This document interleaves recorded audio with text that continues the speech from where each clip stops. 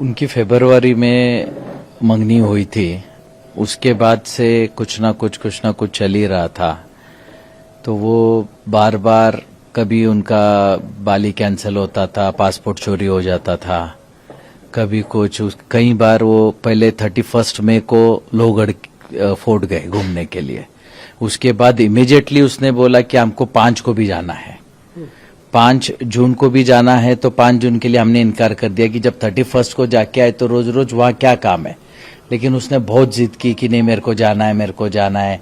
लेकिन फिर किसी वजह से वो जा नहीं पाए। फिर वो लोग जा रहे थे 6 तारीख को शाम को बाली। जाते समय 4 लोग एक साथ जा रहे थे, सिर्फ केतन, जिसकी वजह से वो जा नहीं पाए। एयरपोर्ट से वो रिटर्न आ गए। रिटर्न आने के बाद हमें ये समझ में नहीं आया कि एक ही बैग में जब सब चीजें रखी हुई थी, बाकी सब करेंसी, क्रेडिट कार्ड्स, बाकी के पासपोर्ट अवेलेबल हैं, और एक ही पासपोर्ट कैसे चोरी हो सकता है। बट उसको अब ऐसा लग रहा है कि उस वक्त उसको बहुत ज्यादा सीरियस नहीं लिया। ऐसा लगा जैसे कैब ड्राइवर ने निकाल लिया होगा, कहीं गिर गया होगा। उसके बाद फिर वापस से उसने जिद की कि उसको जाना है लोहगढ़ किला।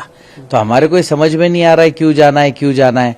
लेकिन बाली कैंसिल होने के बाद फिर ये 14 को गए। 14 को मुझे कल वहां पता चला कि उसने खुद ने उसको धक्का मारा, जिसकी वजह से केतन पीछे सरक गया और पीछे एक पेड़ था, पेड़ का सहारा लेके वो बच गया। बचने के बाद उसने इमीडिएटली नाटक किया कि सांप आ गया और मैंने तेरे को बचा लिया। तो उस वक्त उसके ध्यान में नहीं आया कि इसने मेरे को धक्का मारा था गिराने के लिए, लेकिन अभी सांप का बहाना कर रही है। फिर इमीडिएटली उसने फिर बोला 18 तारीख को, जबकि 19 तारीख को उसका बर्थडे था, महाबलेश्वर में हम सेलिब्रेट कर रहे थे। लेकिन उसने बोला नहीं, मेरे दोस्त कुछ मेरी पार्टी रखना चाहते हैं, कुछ लड़के लड़कियां हैं। केतन को उसने ऐसा कन्विंस किया कि कुछ भी कर, अपन बर्थडे बैश अपने को वहां करना है। उसने फिर उसके केतन के मम्मी को भी रात को फोन किया वीडियो कॉलिंग पे कि आप समझाओ कि हमको जाना है वहां पे। तो उसके हिसाब से फिर हमने बोला कोई बात नहीं, चलो बर्थडे है तो जाके आ जाएंगे।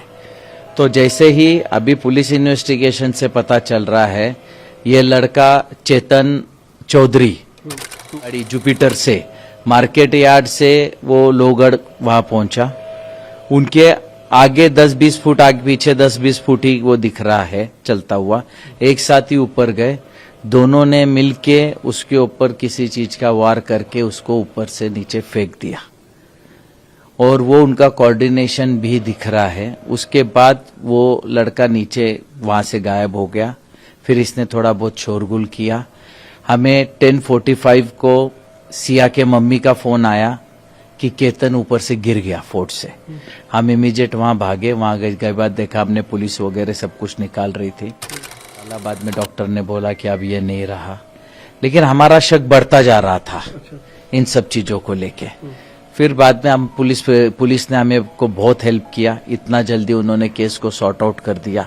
उन्होंने यहाँ के ग्रामीण एसपी श्री संदीप सिंह जी गिल ने बहुत एक्स्ट्रा सपोर्ट करके हमको इमीडिएटली उसका पूरा डिटेल दिखाया, और करके उन दोनों को कल रात को अरेस्ट कर लिया। लड़के को जो चेतन चौधरी है उसको कल रात को अरेस्ट किया, और सिया को आज सुबह अरेस्ट किया, पे पेश कर रहे हैं। हम देख रहे हैं कि पूरे परिवार में दुख का माहौल है। एक हंसता खेलता परिवार था ये, और कुछ ही दिनों में शादी भी होनी थी। अचानक ही सब कुछ पलट गया।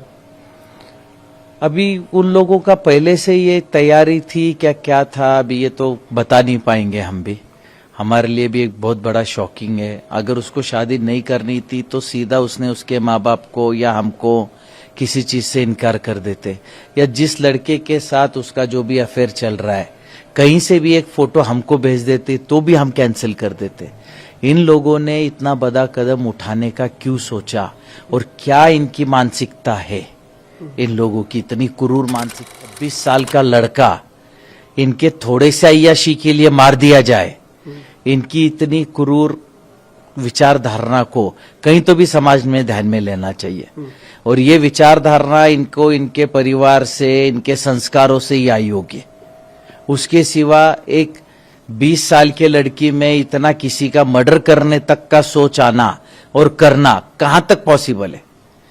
तो ये इनके माता पिता परिवार जहां से आई होंगी उन्होंने किसने क्या सीख दी, अब ये मैं बता नहीं पाऊंगा।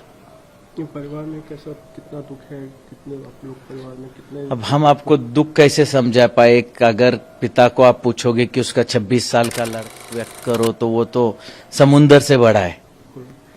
आज मैं अपने बुढ़ापे का सहारा सोच रहा था, मेरा आगे का वंशज है, मेरे अग्नि को वही आग देने वाला था, मेरी चिता को, आज वो रहा नहीं, तो मेरा तो आगे का पूरा ही खत्म हो गया ना। इनके थोड़े से इसके लिए मेरा तो आज पूरा ही खत्म हो गया। विशाल जी, ये मुझे इसको पूछना भी चाहिए आपसे कि कीर्तन के बारे में बताइए, कितना होनहार बच्चा था? क्योंकि एक बार मुझे याद है कि आपने एक प्रेस कॉन्फ्रेंस भी बुलाई थी, हम भी वहाँ हमने सुना भी था, कितना होनहार बच्चा था और कैसा उसका भविष्य था? केतन पढ़ाई में बहुत होनहार था। उसने यूएस बॉस्टन से बैप्सन कॉलेज से उसने एमबीए कंप्लीट किया। एमबीए करने में मेरा हाथ बटा के आज पीसीएमसी में काफी अच्छा काम कर रहा था। आप जिस प्रेस कॉन्फ्रेंस पे आए थे उस लॉन्च पे आप लोग भी थे सारे, आप लोगों ने उसका प्रेजेंटेशन भी सुना था और क्या काम कर रहा था वो आपको आज भी पता चलेगा और उस वक्त भी पता था। तो आज मेरे लिए तो कोहिनूर था जिनको इन्होंने आज दगा करके आज उसको मार डाला।